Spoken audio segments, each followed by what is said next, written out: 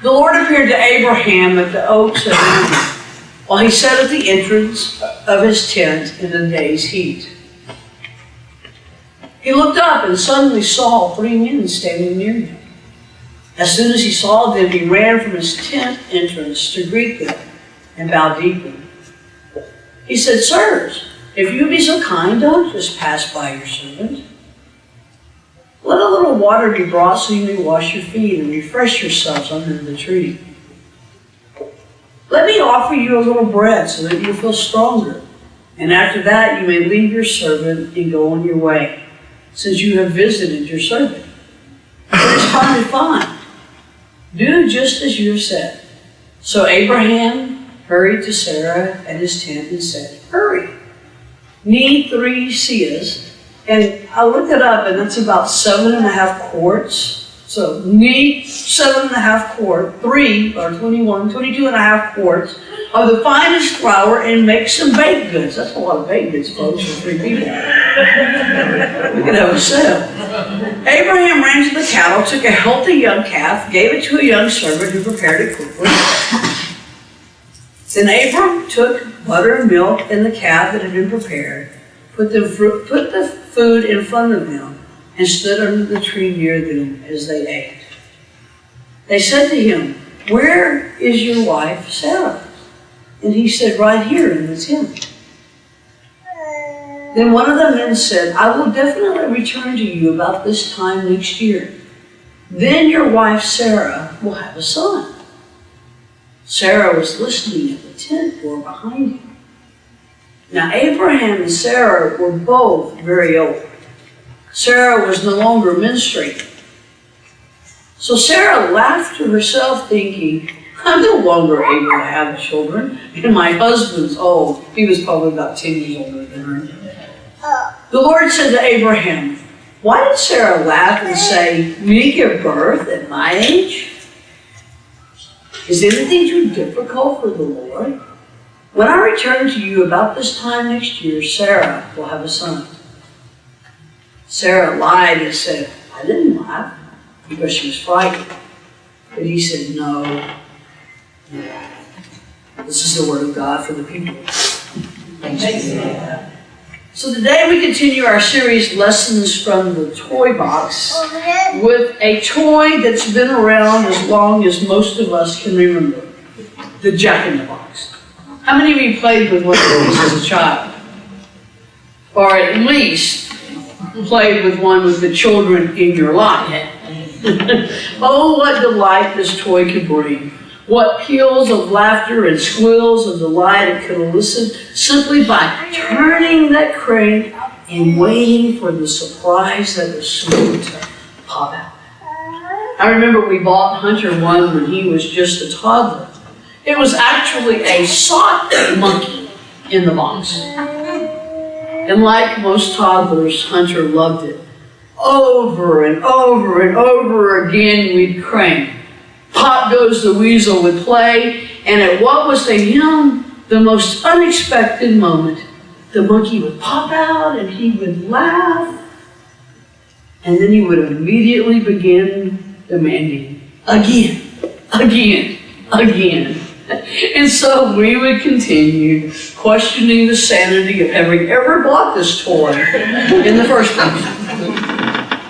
I intended to bring it this morning as a prop, as I've done with all the other toys in this series, but I forgot, and Hunter reminded me, that we passed that particular toy on to another young boy so that he can enjoy the giggles and the laughs and the surprise that come from a sock monkey in the box, or Jack-in-the-Box, or whatever particular one you happen to have. In thinking about this toy, it occurred to me that it too could teach us a few things about the God we worship and the God we say we follow. Mainly that ours is a God of surprises, one that delights in the joy of God's children. The story I read from Genesis is just one of many examples in the Bible of how God often surprises God's people, filling our lives with joy. The story actually begins a chapter earlier, in chapter 17, when God appears to the 99-year-old Abram and his childless wife, Sarah. God changes their names and God makes with them a covenant, a promise that on the surface seems almost absurd, but one that would literally change the course of history for the Hebrew people. God promised that if Abram, now to be called Abraham, would keep the covenant, the promise that God was making with him, that he and Sarah would one day be given a son, and that through that son, descendants as numerous as the stars in the sky. And that one day Abraham would be the ancestor of a multitude of nations. Now I have to tell you, when Abraham first heard God's promise, chapter 17 tells us that he laughed as well. In fact, it says that he fell on his face and laughed. For as one translation puts it, he and Sarah were already as good as dead. Apparently not. So they thought. Then in chapter 18, we read that Sarah has basically the same reaction. When one of the visitors sent from God tells her that when he returns in about a year, that she will be the mother of a son, she too laughs at what seems like such a ridiculous idea. Imagine her surprise when a short time later she finds herself pregnant and then gives birth to a son they named Isaac, which literally means he laughs. In chapter 21, beginning with verse 1, we read these words. The Lord was attentive to Sarah, just as he had said. And the Lord carried out just what he had promised her. She became pregnant and gave birth to a son for Abraham when he was old, at the very time God had told him. Abraham named his son, the one Sarah bore him, Isaac. Abraham circumcised his son Isaac when he was 8 days old, just as God had commanded him. Abraham was 100 years old when his son Isaac was born. Sarah said, God has given me laughter. Everyone who hears about it will laugh with me. Talk about a God full of surprises. You know, I've always loved that story of Abraham and Sarah and their son Isaac. It's one of the most pivotal stories in the Old Testament. In fact, some scholars have suggested that it is the Old Testament's equivalent of the cross. It's the turning point in Israel's history. Chapters 2 through 11 in Genesis chronicle the history of human sin and depravity. The Garden of Eden, Cain's killing of his brother Abel, the destruction of the world through a flood, and the Tower of Babel.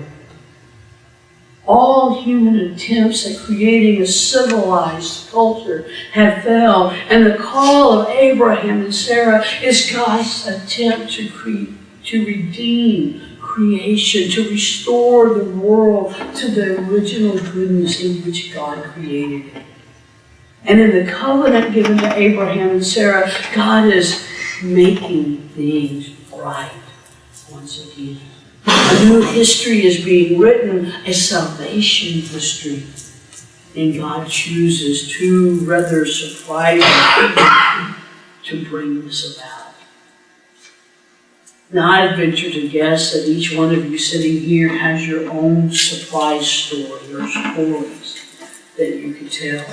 Stories of when God blessed you in an unexpected way. Sometimes quite out of the blue, sometimes in ways you never even dreamed possible.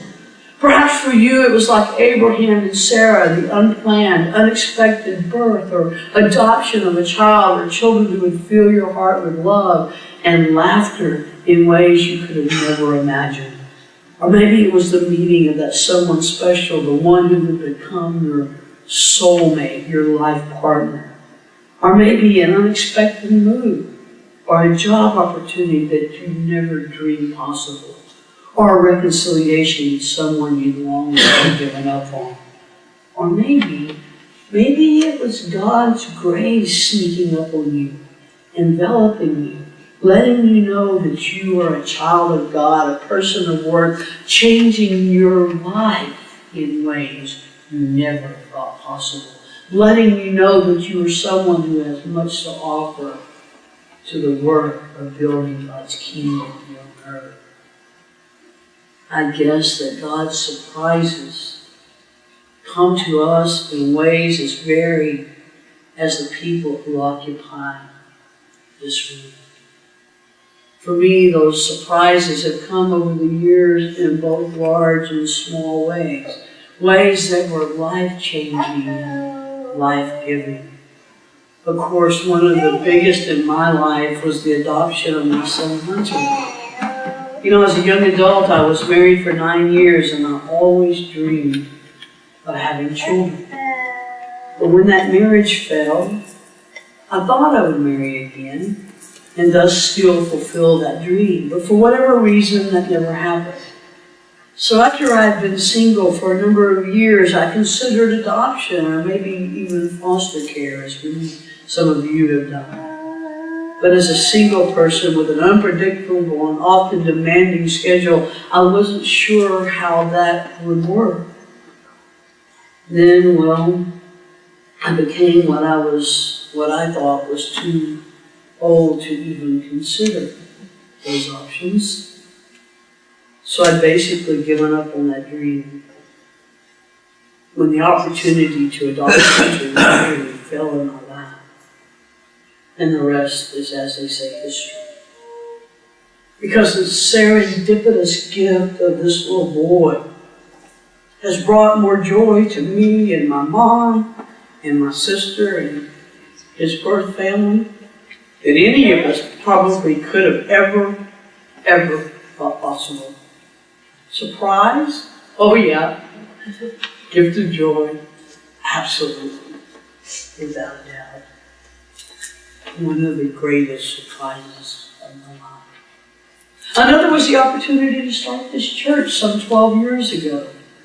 You know, there are people, colleagues of mine, who that's something they want to do, they look forward to, and honestly, I have to say to you, that is never anything I aspired to. I was comfortable doing what I was doing. I was very surprised when the call came and the invitation extended to start a new church in this part of Round Rock. I really didn't think I was the type they wanted. Nowadays, if you want to start a new church, you have to go through a battery of tests to make sure you have an entrepreneurial enough spirit, that you're evangelical enough, that you fit the mold of a church planter. And then you have to go to school, and then you apply, and maybe you'll get accepted. But back then, they chose you. And for some reason, they chose me. And I thought, no, I don't see it. I don't see it. Slowly it began to happen, and with some of you who've been here from the beginning, it slowly took hold. And even though our numbers today might not show it, it's been a marvelous experience. We were talking in our group study, our book study Thursday night about new church starts. And back when I started this church 12 years ago, or I with the conference started this church 12 years ago, the failure rate for new church starts was 80%. That means 8 out of 10 never made it. I would guess that now, given the changes in our culture, that failure rate is somewhere closer to 95. In the time since we started this church, all the attempts at planting new churches by our annual conference, there is only one. No, I'm sorry, 2 that I can think of that are still going in the years since we first started. So the fact that we've survived says to me that God has something good in store for us. And we have a purpose, a reason for being, that we reach a community of people that perhaps others are not reaching. But then the question becomes, what does God have in store for us? What are those surprises that are still on the horizon? Those new things God is planning for Journey of Faith and the people called Journey of Faith. What is it, do you think, the next surprise will be? And will we be open? Will we have ears to hear and eyes to see and heart to experience whatever it is God is calling us as a people of faith to do in this community and maybe even beyond? One of the wonderful surprises that we've talked about many times, and I'm going to bring this one up, and I hadn't planned to, but there's some folks here today who actually contributed to that. But when we did our mission trip to Costa Rica, honestly, Linda, I never believed we would raise the kind of money that we raised. But we did. And we made a difference to a family, into a community, into a school. And so I wonder, what is it out there that God has in store for Journey of Faith? I told you, I think I mentioned last week that back in May, before the rains quit, we had all that rain at one time. 400 houses flooded in Taylor. They didn't make the news like the ones in Wimberley and Austin. But 400 homes were either damaged or destroyed. And our own United Methodist Committee of Relief is on the ground now, starting to assess and starting to work. I think they've already got 54 houses lined up and more coming. So what is God calling us to do as a church? To be a part of that. And Barbara Graham's already gone and to the training to be a leader for Volunteers in Mission. And there's going to be an opportunity for other of us to do that. And to go and be the hands and feet of Christ to people who were not in a floodplain, therefore didn't have flood insurance, and need organizations like the United Methodist Committee of Relief and people like us to go and be a part of rebuilding their lives. What surprises does God have yet in store for us? The story is far from written. The ending is way down the line. And it's up to us as a people of God to be listening and looking and sensitive and open to ways God can use us to make a difference in this community and beyond, in this day, in this age, in ways that may look very different from what we are used to doing as the church. I read another article this past week that talked about not only are we dealing with the nones, the people, the growing percentage of the population who claim no religious affiliation, and then the millennials who for the most part have just written off Christianity as a whole. Now we're starting to see what they're called the dones, those who have been faithful members of the church, who are just tired and are walking away. It's not easy being the church in this day and in this age. So we have to find ways to make the church relevant and meaningful, to make God something people want, to make a relationship with God through Christ something appealing, so that people know that only God can fill that God-shaped hole inside of them, that nothing else will quite do the way God can. So yes, our God is a God of surprises, like the Jack in the Box that pops up when you least expect it. Will we be ready? Will we hear? Will we see? Will we answer? Will those surprises go away?